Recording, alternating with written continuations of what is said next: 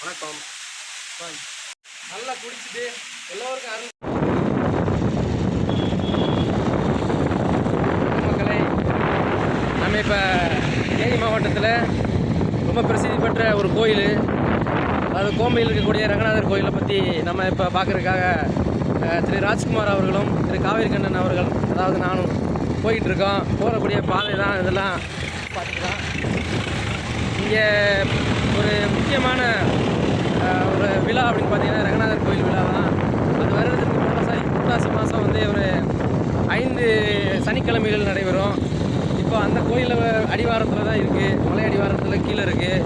அந்த கோயிலில் என்ன சிறப்புன்னு பார்த்தீங்கன்னா, பெருமாள் வந்து இங்கே பிரசித்தி பெற்று மிகப்பெரிய ஒரு தலமாக வந்து ஏற்படுத்தியிருக்காங்க. அதுக்கு பேர் ராமக்கல் மெட்டு அப்படின்னு கூட சொல்லலாம். ரங்கநாதர் கோயில், அதுக்கு மேலே வந்து ராமக்கல் மெட்டு வந்து அமைஞ்சிருக்கு. இப்போது அதை பற்றின சில விஷயங்களை பார்க்கத்தான் நம்ம போயிருக்கோம். அதிலே குறிப்பாக அங்கே இருக்கக்கூடிய தீர்த்தம், தலங்கள், இயற்கைய வரலாற்று சிறப்புமிக்க கோயில்கள், அரண்மனைகள், இதை பற்றி நம்ம பார்க்கத்தான் உள்ளூர்வாசிகளாக நாங்கள் போயிருக்கோம்.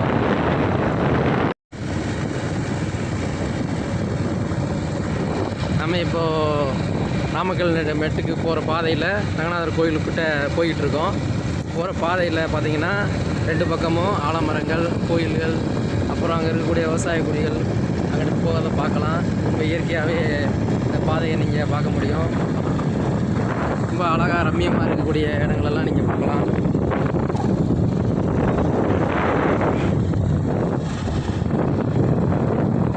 இப்போ நம்ம கிட்டத்தட்ட 1 கிலோமீட்டருக்கு முன்னாடி நிற்கிறோம். கோயிலுக்கிட்ட போயிட்டுருக்கோம் பாதையை. இந்த மலைக்கு அந்த பக்கம் பார்த்தீங்கன்னா அப்படியே கேரளா. ரொம்ப சீக்கிரமாகவே கேரளாக்கெல்லாம் போகக்கூடிய மிக குறுகிய பாதையை கொண்ட ஒரு ஊருன்னு பார்த்தீங்கன்னா அது கோம்பை தான்.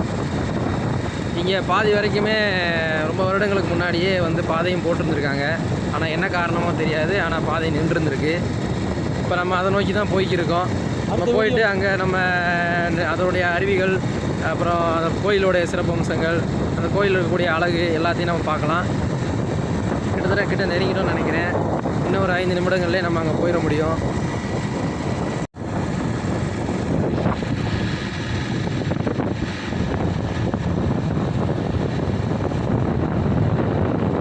கோம்பை முழுக்கவே ஒரு விவசாயம் நிறைந்த ஒரு ஊருங்க. பெரிய விஷயங்களெல்லாம் இங்கெல்லாம் அது சர்வசாதாரணமாக அந்த ஆடு மாடு மேய்த்தல் அப்படின்றதெல்லாம் இங்கே சர்வசாதாரணமாக பார்க்க முடியும்.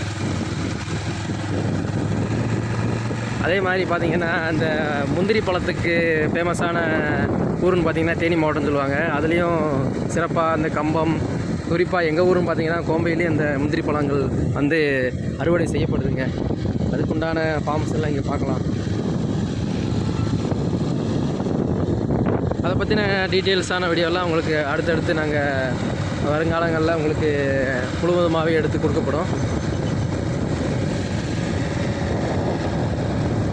கிட்டத்தட்ட நெருங்கிட்டவங்க. நம்ம ரங்கநாதர் கோயிலும் சரி, வாழைக்கொம்பை அப்படின்னு சொல்லக்கூடிய ஒரு மிகச்சிறந்த ஒரு நீர் வீழ்ச்சியும் நம்ம பார்க்க இருக்கிறோம்.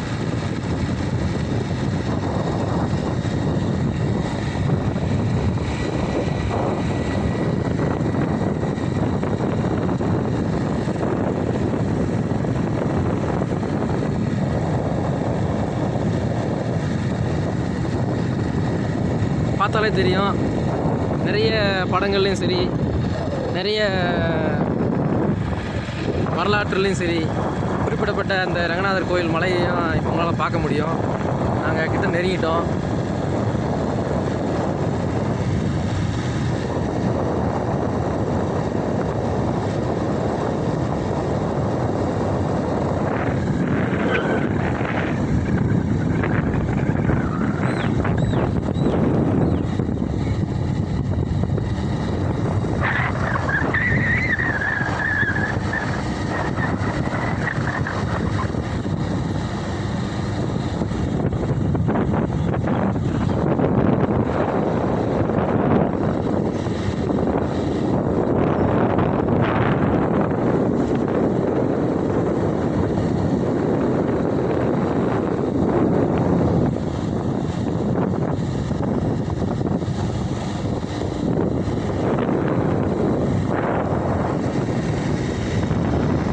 வாழை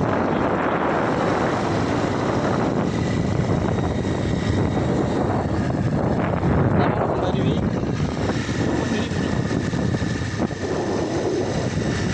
இப்போ பார்த்தீங்கன்னா அந்த தெரியுது பாருங்கள், நான் கடந்த முறை சொல்லும்போது வாழைக்கொம்பை அருவின்னு சொல்லி உங்கள்கிட்ட சொல்லியிருந்திருப்பேன். அந்த தண்ணி விழுகிற அருவி பேர் தாங்க வாழைக்கொம்பை. அது கேரளாவிலேருந்து மிகப்பெரிய வரக்கூடிய மிகப்பெரிய ஒரு நீர்வீழ்ச்சியாக கூட இருக்குது. இது இப்போ பார்த்தீங்கன்னா பக்கத்தில் வந்துட்டோம். இந்த கல்லுக்கு பேர் தாங்க ராமக்கல் அப்படின்னு சொல்லுவாங்க. அது அதிகமான சிவப்பு வண்ணமாக மாதிரி தெரியுங்க. மேலே நிறைய தேன்கூடுகளாக பொறிக்கப்பட்டிருக்குதுல. அந்த கோயில் அந்த மலை மேலே ஒரு ஒரு கொடி வச்சுருக்காங்கங்க. அதை பழைய காலத்தில் வச்சு தான் சொல்லப்படுது. ஆனால் அந்த மலை உச்சியில் நாங்கள் போயிருக்கோம். அந்த மலைக்கு அந்த பக்கம் பார்த்திங்கன்னா கேரளாவாக இருக்குது. நம்ம இப்போ ரொம்ப நெருக்கிட்டோம், பக்கத்தில் வந்துட்டோம். இந்த மரங்களுக்கு மத்தியில் தாங்க அந்த கோயில் அமைஞ்சிருக்கு. இங்கே பார்த்தீங்கன்னா உங்களுக்கு அந்த அரசாங்கம் வச்சிருக்கக்கூடிய அந்த போர்டில் பார்த்துருங்க தெரிஞ்சிருக்கும். தகவல் பலகை அருள்மிகு ரங்கநாதர் கோயில் அப்படின்னு போட்டிருப்பாங்க.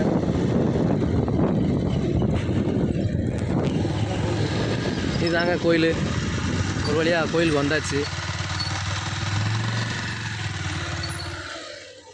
கோயில்களில் ஒரு சில பேர் தெரிஞ்சாலும், ஆனால் விழாக்கால காலத்தில் கால் வைக்கக்கூட இட முடியாத அளவுக்கு கூட்டங்கள் இருக்கும்.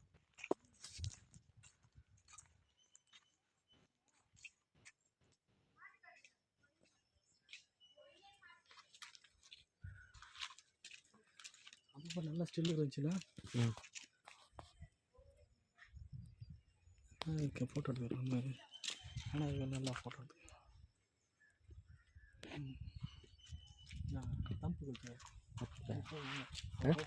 சரி, கோயிலை பார்த்தாச்சு. கோயிலுக்குள்ளே போக முடியாது, கேட்டுகள் பூட்டியிருக்காங்க. இது வந்து பார்க்கக்கூடிய நேரங்கள் அல்ல. இப்போ நம்ம அந்த நீர்வீழ்ச்சிக்கு நம்ம பின்னாடி தீர்த்தம் இருக்குதுன்னு சொன்னோம் இல்லையா, அந்த தீர்த்தத்துக்கு நம்ம இப்போது நடந்து போக போகிறோம். அதிகபட்சமாக யாரும் போயிருக்க மாட்டாங்க. விழாக்கள் நாளத்தை தவிர மற்ற காலங்களில் வந்து அங்கே போகிறதுக்கு தடை செய்யப்பட்டிருக்கு. ஏதோ இந்த பாதை தான் அந்த கோயிலுக்கு வலதுபுறமாக இருக்குங்க அந்த பாதை. அந்த பாதையில் பார்த்திங்கன்னா அந்த முள்வேலியெல்லாம் போட்டு அடைச்சி வனத்துறைன்னு சொல்லி ஒரு போர்டெல்லாம் வச்சுருப்பாங்க, அதை பார்த்துருப்பீங்க. இப்போ நம்ம சும்மா ஒரு ஆள் நடந்து போகிற அளவுக்கு ஒரு பாதை வந்து சைடில் இருக்குது. அந்த பாதையில் தான் நம்ம போய்கிட்டு இருக்கோம். கொஞ்சம் தூரம் நடக்கணுங்க, ஒரு 1 கிலோமீட்டர் வரைக்கும் வரும். நடந்தோம்னா 1 கிலோமீட்டர் சொல்ல முடியாது, சில மீட்டர்களே இருக்கும். நடந்து போகலாம். பாதைகள் கொஞ்சம் மூடப்பட்டிருக்கு.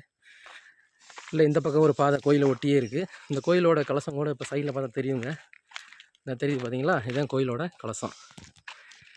சைடில் ஒரு பாதை வச்சுருக்காங்க, அதுக்குள்ளே போகிறதுக்கு பாதையான்னு தெரியல.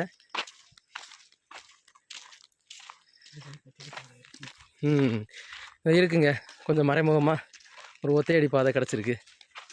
அது வழி நானும் அண்ணன் ராஜ்குமார் அவர்களும் போய்கிட்டுருக்கோம். கொஞ்சம் பயமாக தாங்க இருக்குது. நல்ல முட்களும் நல்ல கரடு முரடான பாதை. ரொம்பவும் அமைதியாக இருக்கக்கூடிய சூழலில் ஒரு 2 பேர் மட்டும் தீர்த்தத்தை நோக்கி போய்க்கிருக்கோம். நிறையா புல்லுகள் வந்து இடம் வளர்ந்துருக்குங்க. இங்கே விலங்குகள் கூட இருக்குங்க, காட்டு பண்ணி, அப்புறம் மான் இருக்கிறதா கூட கேள்விப்பட்டோம். ரீசெண்டாக யானை வந்து எங்கள் ஊரில் நிறைய ஃபேமஸாகவே வந்துட்டு நிறைய ஃபேமஸான விஷயங்களை செஞ்சுட்டு போகும். அப்பப்போ வரும், பார்த்துருக்கோங்க. இங்கே வீடியோ கூட பார்த்துருக்கலாம். நிறைய இந்த கம்பத்துலையெல்லாம் ஹரிக்கொம்பன்ற ஒரு யானை வந்ததா வீடியோக்கெல்லாம் வந்திருக்கும். அது மாதிரி கோம்பையிலையும் நிறைய நாட்கள் யானைகளை சந்திக்கலாம். பொதுவாக மழைக்காலங்களில் வரும், இந்த காலங்கள் அதுவே தான் இருக்கும். கண்டிப்பாக ஒரு வழியாக ஒரு ஓடைக்குள்ளே ஒரு அளவான பாதையை கண்டுபிடிச்சிட்டோம். இதால் கொஞ்சம் மலைக்காட்டுக்குள்ளே போகிற பாதை கொஞ்சம் கரடு முரடாக தாங்க இருக்கும். நல்லா ஒரு குகைக்குள்ளே போகிற மாதிரி இருக்குங்க. நல்ல காடு, மலை, சின்ன சின்ன குருவிகள், அங்கங்கே தண்ணி ஒழுகிற சத்தங்கள் எங்களால் கேட்க முடியுது. ஆட்கள் நடமாட்டம் இல்லை. கொஞ்சம் கீழே இறங்கி போனோம்னா விவசாய நிலங்கள்லாம் இருக்கும். நம்ம இப்போ அந்த நீர்வீழ்ச்சியை நோக்கி தான் போய்க்கிருக்கோம். ரங்கநாதர் கோயில் தீர்த்தம்னு தான் சொல்லுவாங்க அதை. இந்த கோயிலுக்கு நிறைய வரலாறுகள் இருக்குங்க. பல நூறு ஆண்டுகள் நம் முன்னோர்களுக்கு முன்னாடியே வந்து இந்த ரங்கநாதர் கோயில் வந்து இந்த தீர்த்தத்தினால நிறைய வந்து நன்மை அடைஞ்சதாக சொல்லப்படுது.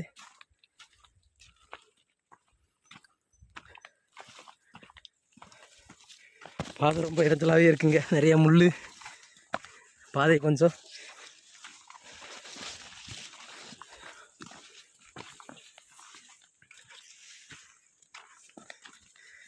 ரொம்ப ஏற்றம்லாம் இல்லை, சமதளமாக தான் இருக்குது. இருந்தாலும் அந்த சைடில் இருக்கக்கூடிய முள் செடி கொடிகள் வந்து ரொம்ப அந்த பாதையை அடைச்சி போக முடியாத அளவுக்கு கொஞ்சம் கஷ்டப்பட்டு போகிற மாதிரியான சூழ்நிலை ஏற்படுத்துது.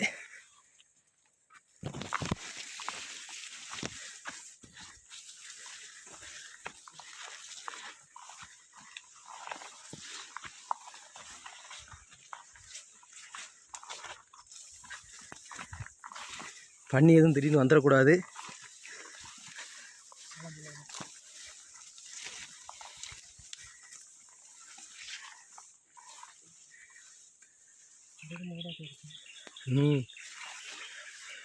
குருவி சத்தத்தை உங்களால் கேட்க முடியும்னு நினைக்கிறேன்.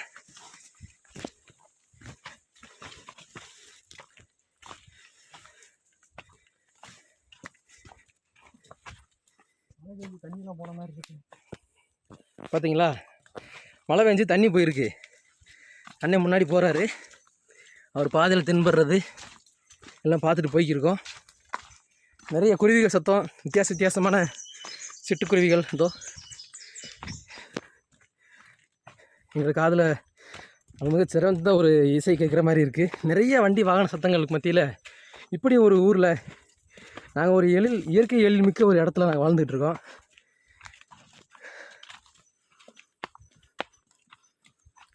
ஆனால் என்றைக்கோ ஒரு நாள் வாழ்க்கையில் ஒரு வருடத்துக்கு ஒரு 5 முறை தான் அந்த கோயில் கும்பிடுவாங்க. அப்போ வந்துட்டு போவோம்.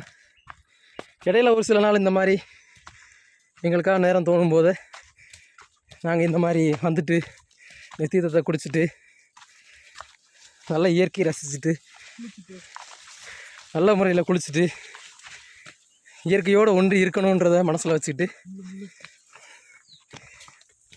நிறைய முள்ளுங்க, இங்கே போகிறதுக்கு ரொம்ப இடைஞ்சல் தான்.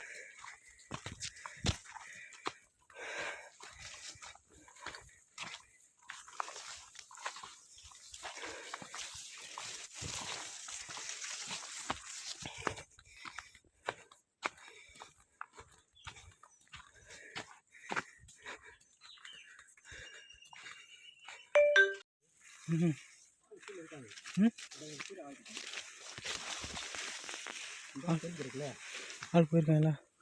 வந்துட்டாங்க, ஆள் போயிருக்காங்க.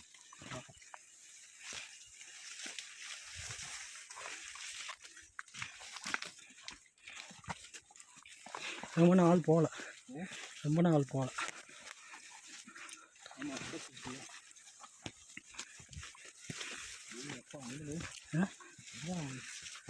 உள்ளி போகலாம், அங்கிட்ட ஆள் அங்கிட்டு போகல, விடு, வா வா வா போ ரொம்ப அடர்த்தியாச்சு தெரியுங்களா?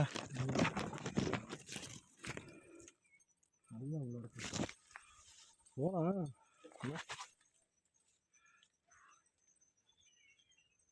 அங்கே போக ஃப்ரீயாக இருக்கும் போலங்க.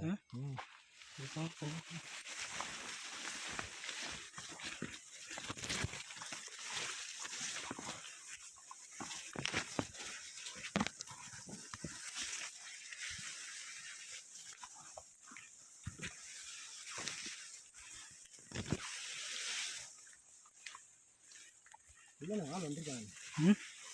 செல்லில் விழுந்துருக்காரு.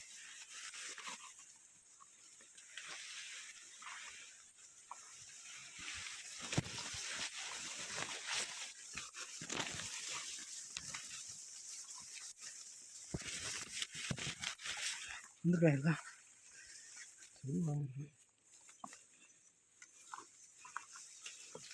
இன்ட்டு வேறு பக்கம் போகிற மாதிரி இருக்கு, வேறு பக்கம் போகிற மாதிரி இருக்கு.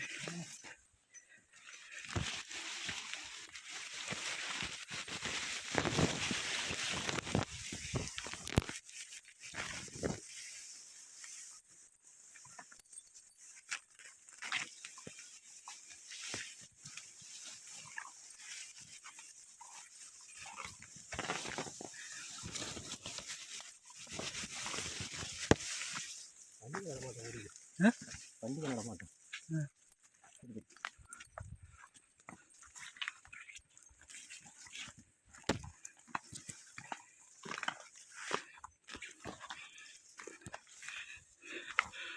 கரடு முரடான பாதையில் நாங்கள் நடந்து போய்கிட்டு இருக்கோம்.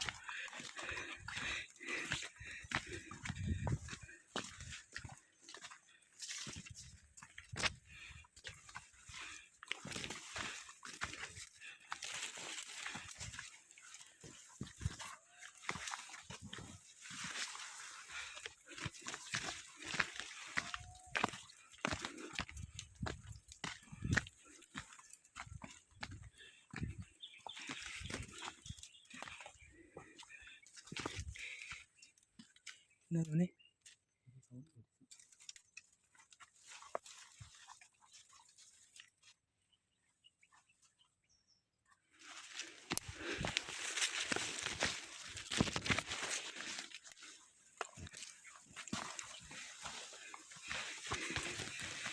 திண்டு போட்டு போயிருக்காங்க.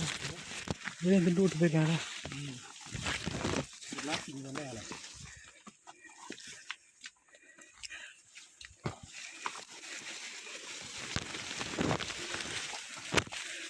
அவங்க என்னென்னா பரவாயில்ல, இன்றைக்கி உங்களுக்கு அந்த ஃபால்ஸை காட்டுறோம்.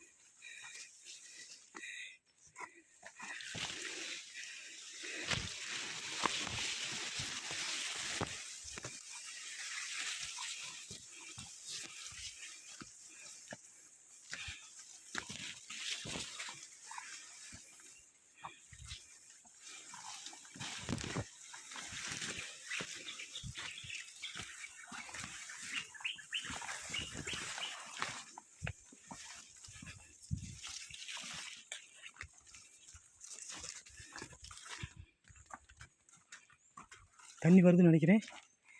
தண்ணி சுடி இருக்குது.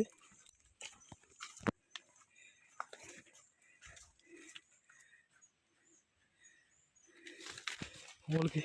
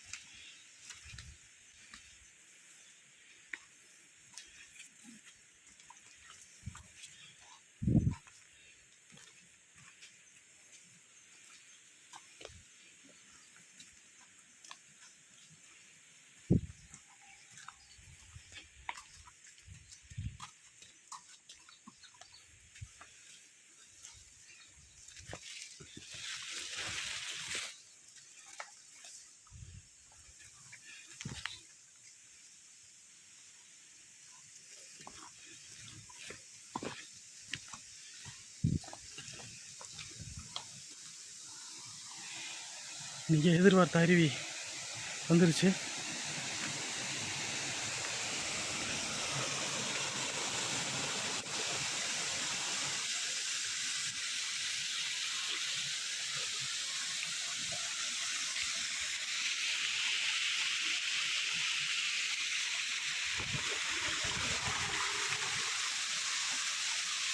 பார்த்துங்க.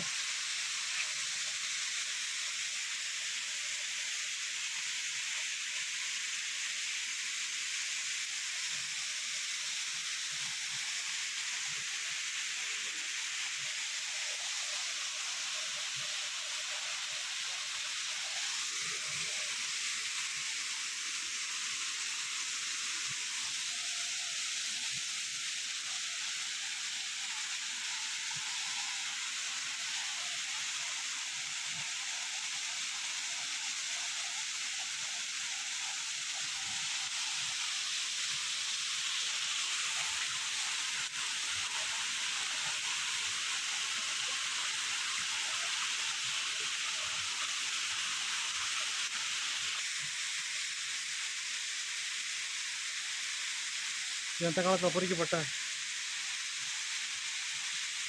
இந்த கல்வெட்டுகள் இங்கே பார்க்கலாம். எத்தனை நூற்றாண்டுகள் எங்களுக்கு சரியாக தெரியல, ஆனால் கல்வெட்டுகள் இங்கே பொறிக்கப்பட்டிருக்கு. ஆனால் அநேகமாக 4ஆம் நூற்றாண்டு நினைக்கிறேன். லாஸ்ட்டில் 4ஆம் போட்டிருக்கு.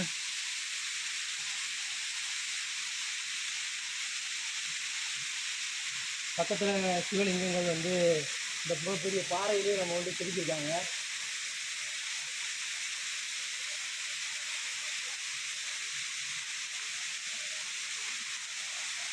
வீட்டு பக்கமும் செதுக்கிறதுக்கு பார்த்துருக்காங்க, ஆனால் அதுக்கான வேலைகள் வந்து கடைக்கு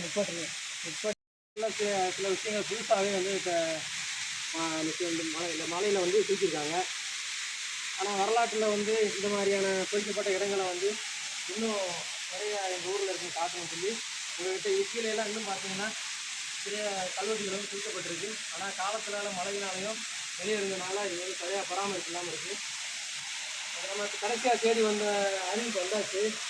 நீங்களே பார்த்தீங்கன்னா தெரியும் எவ்வளோ பெரிய பாறைக்கு இடையில இந்த மலையிலேருந்து வரக்கூடிய எல்லா மூலிகைகளையும் அடக்கி இந்த மழை காலங்களில் இந்த அருவி வந்து நமக்கு கிடைக்குது. வாங்க பக்கத்தில் போய் அருவியை பார்ப்போம். இது ஃபுல் அண்ட் ஃபுல் மூலிகை தண்ணி.